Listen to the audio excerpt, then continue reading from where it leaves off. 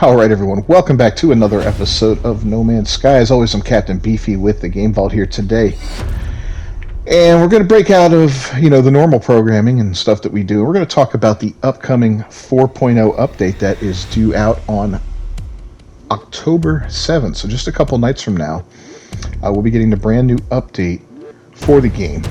Now, one of the major things occurring, if any of you on a Switch, is the game will be ported over to the Switch. There are a couple caveats in there, like there won't be certain things available to Switch players, like multiplayer, for instance, and settlements. Those are the two major ones that stick out. The Switch is not really designed as a big multiplayer platform anyway. It's more of a, sit in the back seat of the car while, mom's driving on a road trip and you can play your game and stay out of her hair. Boy, if they had those when I was a kid, I would have got yelled at a lot less in the car, I'll tell you that. But in addition to the porting over to the Switch, there are some changes coming up, and Eurogamer recently sat down with Sean Murray, and they wanted to have a little discussion about the 4.0 update. And so here we are, we're 6 years into the game, right? 6 years in since its initial launch. That was not very well received. It was a very bad product when it was released. It didn't live up to expectations, not even close, and the internet caught on fire because of it, and there were dogs and cats living together. There was mass hysteria, basically. But through the following 6 years, Hello Games kept updating and adding features to the game, stuff that was promised at launch, additional stuff that wasn't promised at launch, added aspects to the game like multiplayer and so forth, and turn this game from a failure that people were just so down on into a very much loved game. People love No Man's Sky, myself included. It's a very zen game for me. It's the kind of game I can go in and just chill out. I can do it on my own. If a buddy wants to join up, do a little live streaming, building, exploring, whatever. It's so much fun. So let's take a look at some of the stuff on what they're doing moving forward. Now, one thing that Murray mentioned was they're going to try to streamline all of the different things that happen in the game. All these little missions, like the Abyss one, where you build the underwater base, or not build the underwater base, but find the underwater stuff and get all those plans. I imagine the pirate system and Atlas and all that. They're going to try to streamline all of that and give it a little more cohesion, because if you pick up this game today and start to play it, it's intimidating. Even starting a new character, which I've done 2 times in the past 4 months or so, there's so much to do that it's just like, oh, where do I even start? You got to kind of prioritize and all that. Now, if you're a returning player like myself, or you just want to start a new character, or you've played before and you want to jump back in, well, you do have some sort of an advantage over a new player, because you already understand what's kind of important and what's not. It's like, well, yeah, I really need to get this, and I need to get that, and I need to make money, and here's some easy ways to make money, and here's some easy ways to make nanites. But if you don't know, then yeah, you're kind of screwed. So it'll be neat to see how they streamline all of these different missions and put them together into something that's a little more cohesive. There's a new game mode coming out, which is kind of cool. But before we talk about that, let's talk about they say they're doing something with the survival mode. I'm sorry. And I assume that also would include the permadeath mode, which permadeath is kind of like survival on crack, So they're going to be upgrading that survival mode in some way or another. Not really sure how. I mean, just a few days, we'll see it. I've never really played it survival mode. I might start a survival or a permadeath mode just for fun, just to see the difference in the game. I know you can hold a lot less in your inventory, for instance, and in permadeath, if you die, you're dead.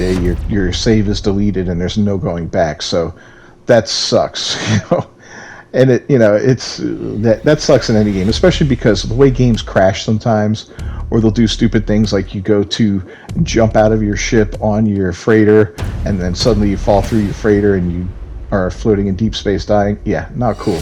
So permadeath in a game that does stuff like that is aggravating, and yeah, not cool. But anyway, it'd be interesting to see how they update that, what they add to it, what aspects they add to it. But they're also introducing something called relaxed game mode. Now, the relaxed game mode they're saying is not quite as easy as the what do you call it? Just the building mode, the basic easy mode, where you don't have to gather any items up or anything like that. And you know, because playing it that way, I tried that once. I did a game like that once, and it's kind of fun. You can go in and just build whatever you want right off the bat. You don't have to worry about all the crap involved in it. But it kind of sucks too, because there's like zero challenge to it. I mean, you know, right from the start, being able to build whatever you want, it's all right. So the relaxed mode is going to be somewhere in between that and the regular game mode, the normal gameplay. So I imagine it's going to maybe you still have to gather the materials, but you already have the blueprints. I don't know. We'll have to see what it's like. But they're also creating a mode where you can bend the rules to suit the way you play the game, which is kind of interesting. Not really sure what that involves, but they said something like you can play permadeath in relaxed mode, which is quite the conundrum right there, right? I mean, how is permadeath relaxed? Permadeath is never relaxed. You're one silly mistake away from losing a game save, which could turn out to be hundreds of hours of gameplay if you've been playing long enough. So, yeah, I don't know how that works with relaxed mode. But they're also saying that you can convert an existing save into relaxed mode and then convert it back. So I'm wondering if it has something to do with, I don't know, maybe gathering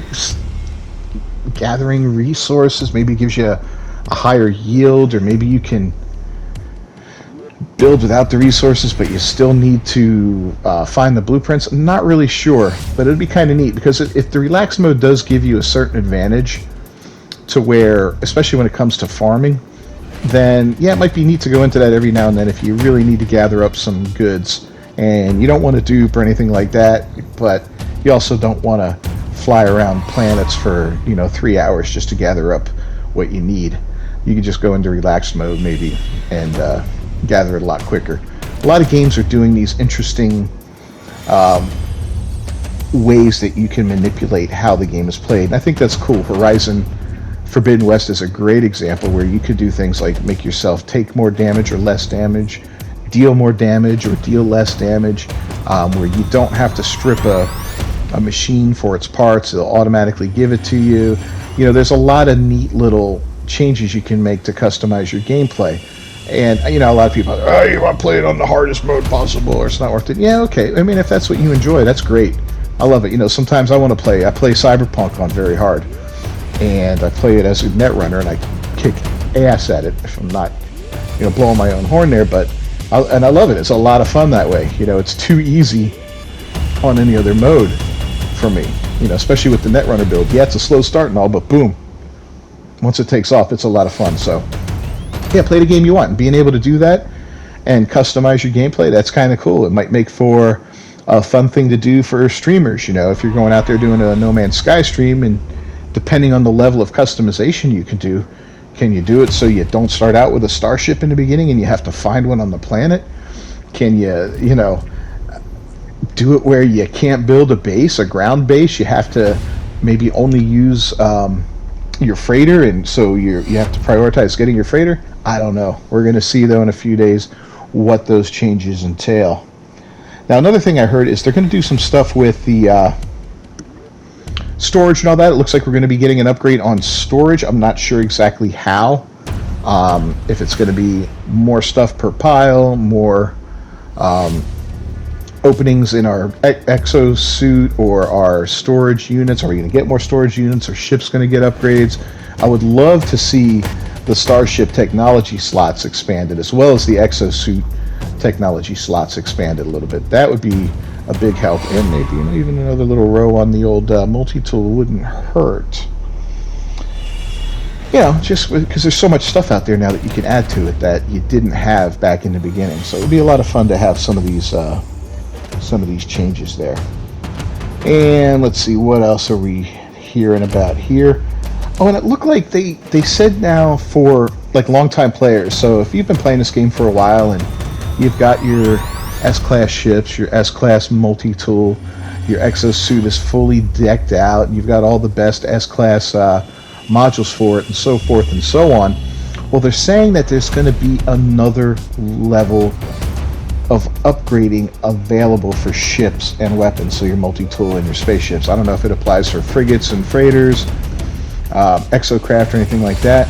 Who knows? They didn't mention those in particular, but so allowing more progression or more leveling of these items, which is kind of interesting to me because, S-Class is great. I mean, once you have an S-Class ship and you've got it equipped with the weapons that you want and all the modules and upgrades that you want for that ship, you're unstoppable in outer space. You got to fall asleep during a dogfight to get killed, And with the exosuit and the multi-tool, if you've got all the great upgrades, the S-Class upgrades and everything, and you've got a good powerful gun with a scatter blaster or whatever in it that's just devastating, you're going to hold your own against Sentinels. You might take a little bit of a beating, but you're going to hold your own, and you're probably going to be okay. And even if you take a beating, you're still going to be able to get away because you just have enough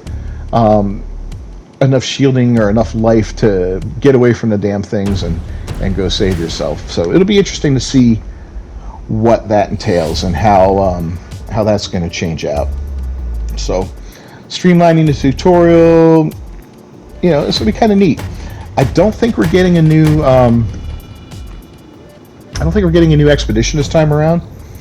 I've heard rumors that maybe we're going to get those old expeditions repeated, which I know will upset some people who have been playing all the expeditions as they've come out and gotten the rewards for it.